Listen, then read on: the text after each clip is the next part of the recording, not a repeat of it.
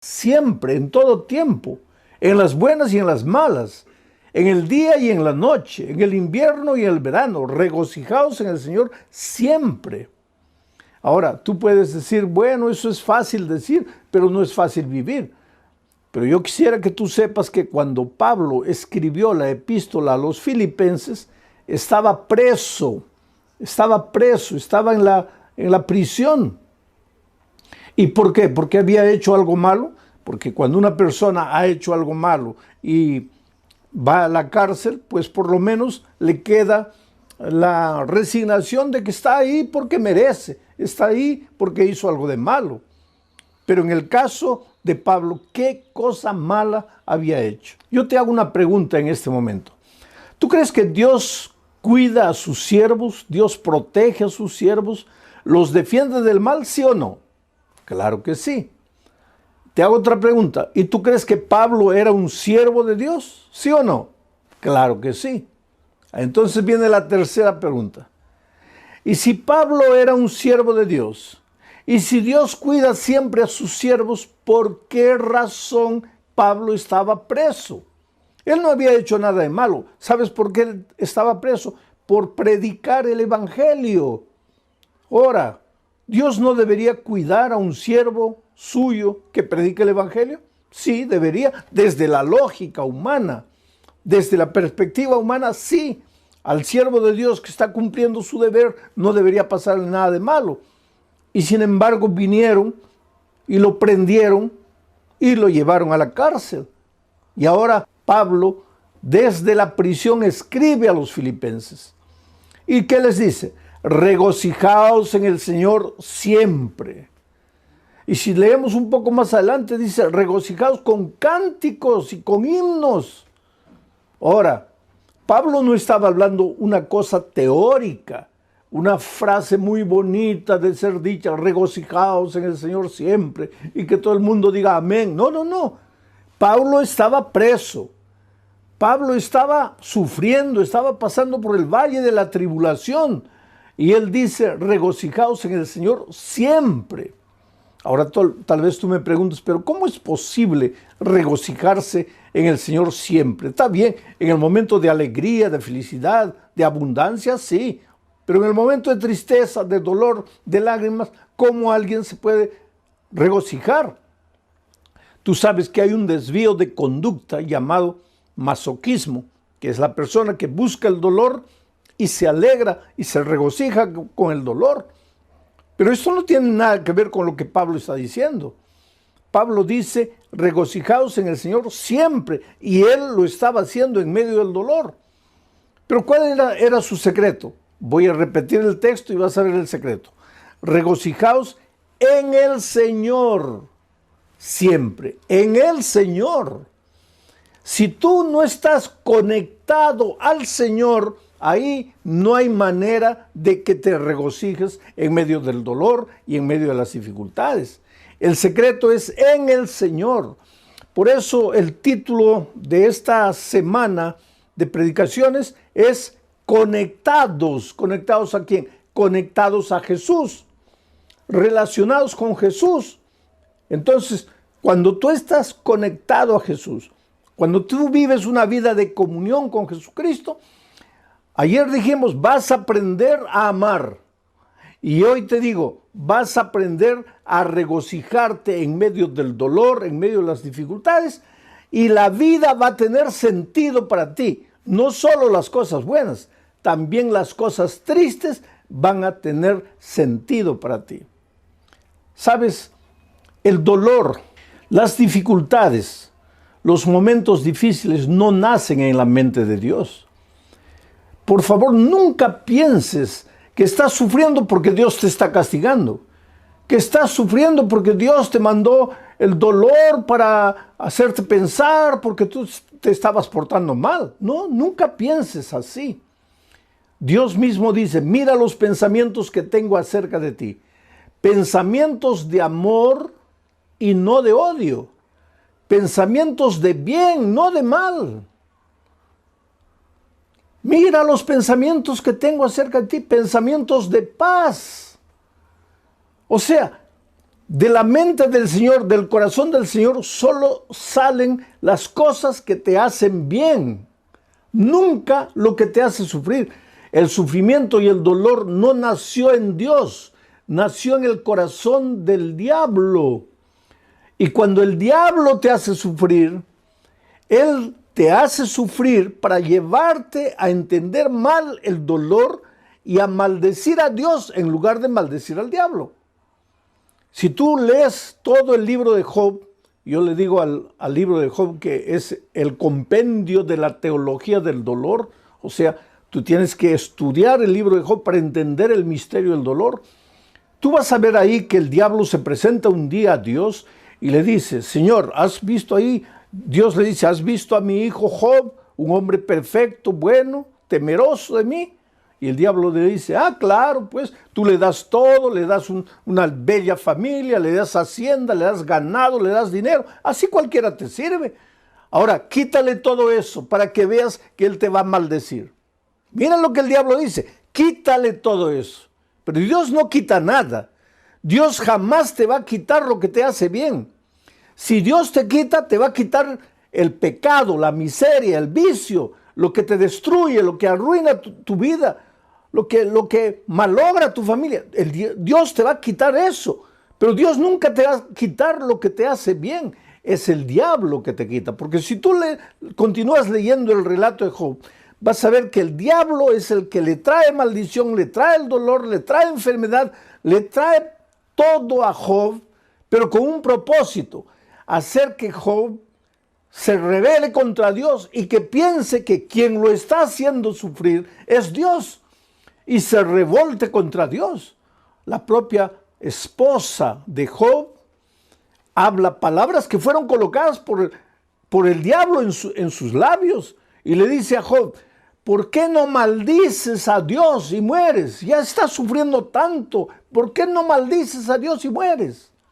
Ella no estaba hablando palabras de ella estaba hablando las palabras del enemigo, porque es el enemigo que te hace sufrir, es el enemigo que te trae dolor, y para traerte dolor muchas veces se sirve de tus propias actitudes, de tus propias decisiones equivocadas, porque el diablo no te echa el licor a la boca a la fuerza, tú es que tomas. El diablo se sirve de ti mismo, de tus errores, de tus desvíos, de tus elecciones equivocadas. ¿Para qué? Para traerte dolor a ti mismo. ¿Y para qué? Para que pienses que Dios te está castigando. ¿Y para qué? Para que te alejes de Dios definitivamente y para que digas que Dios no te ama.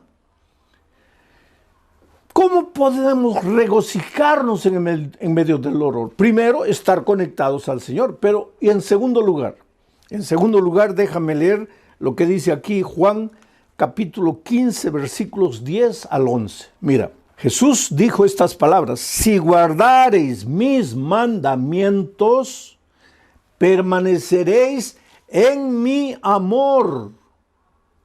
O sea, si tú dices, yo permanezco en Cristo, y si permanezco en Cristo, el diablo no me va a derrotar. Está bien la palabra, muy bonita, la frase muy bonita, pero ¿qué quiere decir permanecer en Cristo? Aquí viene Jesús y dice, si guardareis mis mandamientos, permaneceréis en mi amor. Si guardareis mis mandamientos, permaneceréis en mi amor. Así como yo, dice Jesús, he guardado los mandamientos de mi Padre y permanezco en su amor. Y después el versículo 11 dice, estas cosas os he escrito para que mi gozo, mi alegría, mi regocijo esté en vosotros y vuestro gozo sea cumplido. Aquí está el secreto. ¿Quieres tener la capacidad de alegrarte en las buenas y en las malas? ¿Quieres saber regocijarte, aprender a regocijarte en medio del dolor, en medio de las lágrimas? Hasta cuando un hijo tuyo se enferma, hasta cuando un hijo tuyo muere, aunque pierdas el empleo, ¿quieres encontrar gozo en esos momentos? Yo no digo que vas a levantar las manos al cielo y decir, Señor, muchas gracias porque he perdido el empleo. Muchas gracias porque mi hijo ha muerto. No vas a decir eso. Claro que vas a sufrir, claro que vas a llorar. Pero no te vas a desesperar, porque en medio de todo eso vas a sentir paz en tu corazón, regocijo, la alegría, el gozo de saber que Cristo está a tu lado, aunque no lo puedas tocar, aunque no lo puedas ver. Pero para experimentar esto que te estoy diciendo, tienes que estar conectado a Jesús. Y para estar conectado a Jesús, tienes que guardar sus mandamientos. Quiere decir, guardar sus mandamientos es una evidencia de que estás conectado al Señor Jesucristo. Y cuando estás conectado a Jesús, así como Jesús estaba conectado a su Padre, entonces vas a aprender a regocijarte en medio del dolor. Vas a experimentar lo que es gozo y la alegría de servir y de obedecer. Ahora, queridos, tú me puedes decir, oh, pastor, pero es muy difícil cumplir los mandamientos. Es muy difícil obedecer. No, no, no, querido. Tú estás equivocado. Te lo voy a decir de otra manera. Difícil es desobedecer.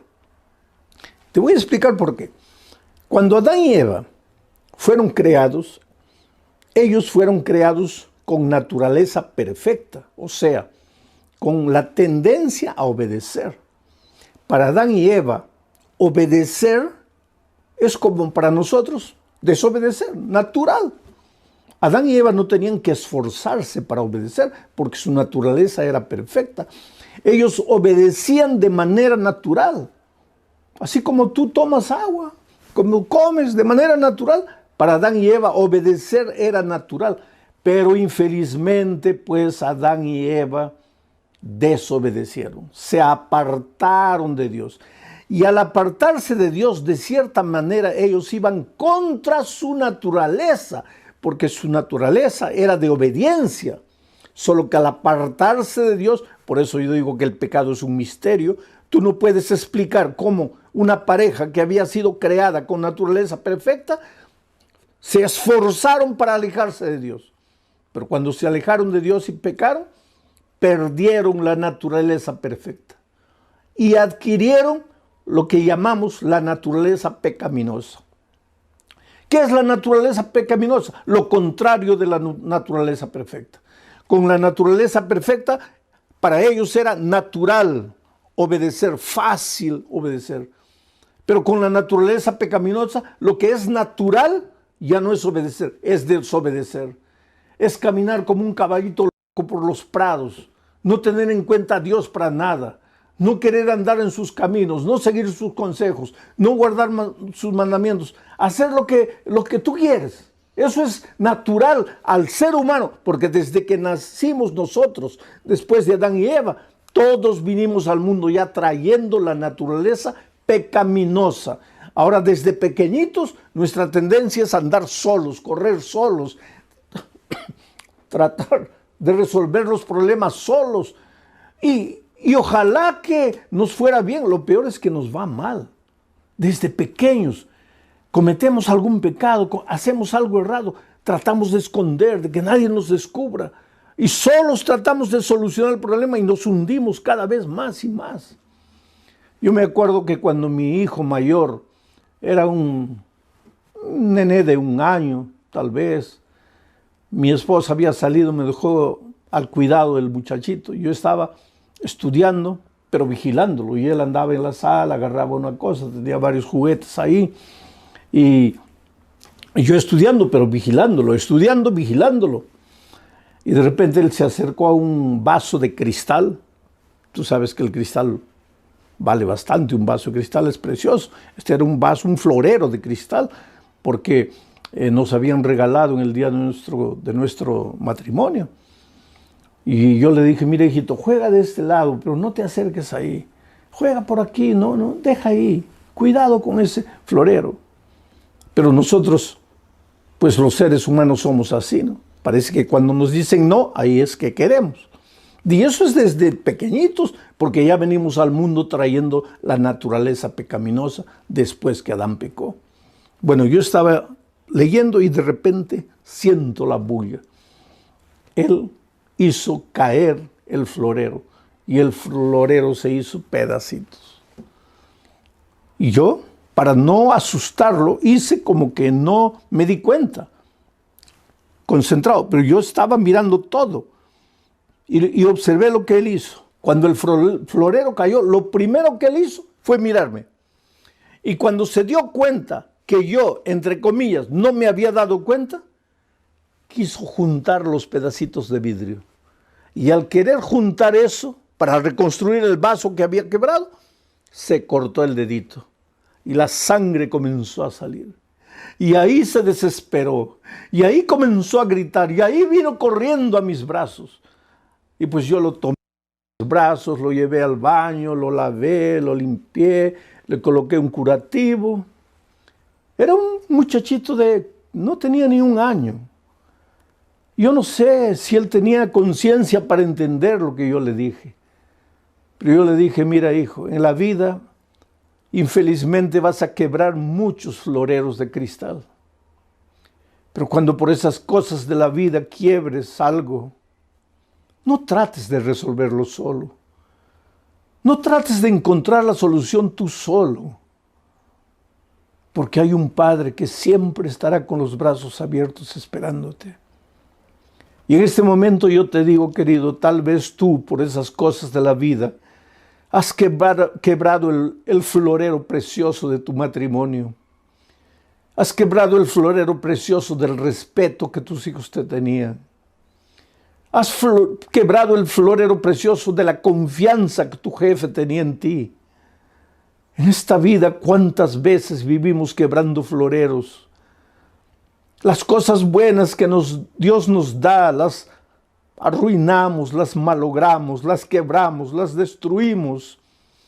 Y después tratamos de escondernos y solucionar el problema con nuestras manos solos. Pero en esas horas recuérdate que tú solo estás perdido. Tú solo te vas a cortar el dedo y te vas a hacer sangrar. Tú no puedes, pero hay un Dios amoroso, un Padre amante que está siempre con los brazos abiertos. Tú puedes ir a Él y decirle, Señor, yo no puedo, lo he arruinado, he quebrado el florero, pero estoy aquí en tus manos. ¿Puedes hacer las cosas de nuevo? Y Dios es un Dios de segunda oportunidad, de tercera, de quinta, de milésima oportunidad. No tengas miedo de volver a Dios. Ah, pastor, pero yo ya me he ido tantas veces. Oh, pastor, pero yo ya he prometido tantas veces y no puedo cumplir. No importa, hijo. Ven a Jesús una vez y otra. Jesús solo no puede hacer nada por ti cuando tú no vienes. Porque Él no te puede forzar la voluntad. Él no puede hacer nada contra tu voluntad. Tú tienes que querer. Tú tienes que decir sí. Por eso Juan dice, permanecer en mí es estar conectado a mí. Y la evidencia de estar conectado a mí es guardar mis mandamientos. Y el que guarda mis mandamientos, entonces en medio del dolor, en medio de la aflicción, va a aprender a sentir gozo. Es una pena que muchas veces cristianos que están con la Biblia abierta llegan a la conclusión de que los mandamientos ya pasaron, de que los mandamientos ya no son necesarios, de que Cristo, al morir en la cruz, acabó con los mandamientos. Oh, querido, los mandamientos son eternos, porque Dios es eterno, y los mandamientos son un reflejo del carácter de Dios. ¿Cómo puede alguien decir los mandamientos ya caducaron, ya acabaron? San Juan dice que el pecado es la transgresión de la ley. Ahora, si la ley ya no existe porque Cristo la clavó en la cruz, entonces el pecado tampoco existe, porque el pecado es la transgresión de la ley. Y si el pecado ya no existe, ¿de qué pecado la gracia nos va a salvar? Por eso a veces es una incoherencia decir, yo acepto la gracia pero rechazo la ley. Oh, querido, la ley tiene un lugar que no, el papel de la ley, la función de la ley nunca fue salvar. Tú no quieras cumplir la ley para salvarte. Tú eres salvo únicamente por la gracia. Por eso Jesús dice, permaneced en mí. Permanece en mí. No dice permanece en la ley, dice permanece en mí. Pero ¿cuál es la evidencia de que permaneces en mí? Que guardas los mandamientos. No que los mandamientos te salvan, sino que Cristo te salva. Tienes que ir a Él, entregarte a Él, vivir por Él, ser bañado por su gracia. Pero enseguida tienes que vivir una vida de obediencia por el poder que viene de Dios para ti. Y si tú vives así, en medio del dolor, en medio de la aflicción, en medio de las dificultades, vas a aprender a ser feliz. Tengo otro texto más aquí en Hebreos, y esto es interesante. Hebreos capítulo 11, versículos 24 y 25. Dice así: por la fe, tú eres un hombre de fe. El otro día encontré un amigo que me dice: yo soy de la fe, tú eres de las obras. Y este amigo no es miembro de mi iglesia, lógico. Entonces él me dice así: yo soy de la fe, tú eres de las obras. Entonces vamos a leer lo que dice el texto bíblico. Dice: por la fe, Moisés, hecho ya grande, rehusó llamarse hijo de la hija de Faraón. Por la fe rechazó. Ahora escucha lo que dice el siguiente versículo: escogiendo antes ser maltratado con el pueblo de Dios que gozar de los deleites temporales del pecado. O sea, Moisés, por la fe, tuvo que tomar una decisión. En un momento de la vida, él encontró dos caminos. Primer camino, ser maltratado con el pueblo de Dios. Camino de dolor, camino de rechazo, camino de sufrimiento, sí, porque cuando tú decides seguir a Jesús, tú vas a ver que hasta tus mejores amigos, hasta tus familiares más queridos, te van a volver las espaldas, te van a criticar, se van a burlar de ti. Muchos te van a abandonar. Yo conozco jóvenes que han sido expulsados de su casa porque aceptaron a Jesucristo.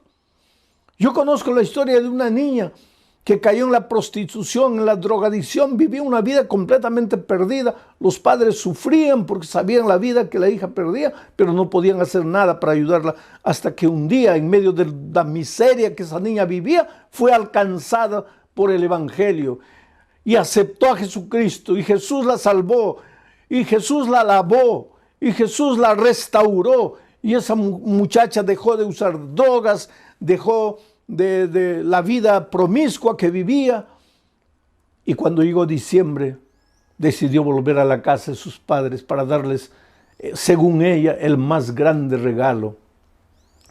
Decirles: papá, ustedes, mamá, ustedes han llorado, han sufrido por mí, pero yo quiero decirles que ya no necesitan sufrir. Y eso es lo que pasó. Ella viajó a la casa de los padres y les dijo: papá, mamá, me he encontrado con Jesús, Jesús cambió mi vida, ya no uso más drogas, he abandonado esa vida. He venido aquí y quiero continuar estudiando. Y la madre la miró y le dijo: ¿qué cosa? ¿Has aceptado a Jesús? Sí. Esa expresión es de los protestantes. No me vas a decir que tú te has vuelto protestante. No me vas a decir que tú has negado la religión de tus padres, de tus abuelos, de tus bisabuelos. Y la niña llorando le dijo: mamá, yo no te estoy hablando de religión, yo te estoy hablando de la vida que yo vivía. Tú sabías la vida que yo vivía. Jesús me encontró, me perdonó, me restauró, me salvó. Yo te estoy hablando de mi vida. ¿Y sabes lo que la madre le dijo? Hija, yo te preferiría drogadicta, viviendo la vida perdida que vivías, que traicionando a tu iglesia y a la religión de tus padres. Y esa niña me escribió una carta. Y en esa carta ella lloraba y decía: oh pastor, yo pensé que mis padres se iban a alegrar, mas ellos se pusieron tristes porque acepté a Jesucristo. Pues Moisés en un momento de su vida tuvo que escoger entre esos dos caminos: el camino del sufrimiento, del rechazo, del dolor por aceptar a Jesús, o el camino de la alegría de este mundo, el placer de este mundo, el placer del pecado. Y por la fe, Moisés escogió seguir a Jesús, aunque eso implicase dolor circunstancial, pero él había aprendido también a regocijarse en medio del dolor por causa de Cristo. Prefería eso que el gozo que el mundo da, el gozo que el pecado te da. Porque ¿qué pasa? ¿Qué cosa es el gozo de este mundo? Una noche de fiesta, de borrachera, con una mujer, con otra mujer. y al día siguiente te duele la cabeza, la conciencia te pasa, te sientes culpable. ¿Qué gozo es ese? El Señor Jesucristo te llama de ese terreno y te lleva al terreno que te conduce a la vida eterna, al camino que te conduce a la vida eterna. Por eso la Biblia dice, hoy es el día de buena nueva, hoy es el día de salvación. Oh querido, Dios te ama, Dios tiene un plan maravilloso para tu vida y ese plan no es que tú estés malgastando tu juventud, malgastando los mejores años de tu vida en la miseria, en el pecado, en el dolor. No, yo sé que el pecado te proporciona un gozo pasajero, temporal, pero el Señor Jesucristo te ofrece la vida eterna. Y otra cosa, no es solo la vida eterna en el cielo, porque el otro día alguien me dice, pastor, yo prefiero gozar, disfrutar en este mundo, porque eso de la vida eterna, yo no sé si llegará o no llegará. Pero es que Jesús no solo te ofrece el gozo y alegría en la vida eterna, sino que cuando tú aceptas a Jesucristo en esta tierra, tu vida cambia, tu hogar se vuelve más feliz. Lo que tus manos consiguen trabajando, el poco dinero que recibes, se multiplica porque ahora es un dinero bendito. Tu salud mejora porque al dejar de fumar, al dejar de beber, al dejar de las drogas, al dejar de trasnochar noches enteras, tu salud mejora. O sea, el cielo de cierta manera para los hijos de Dios ya empieza en esta tierra. No tienes que esperar solamente la vida eterna. Y claro que cuando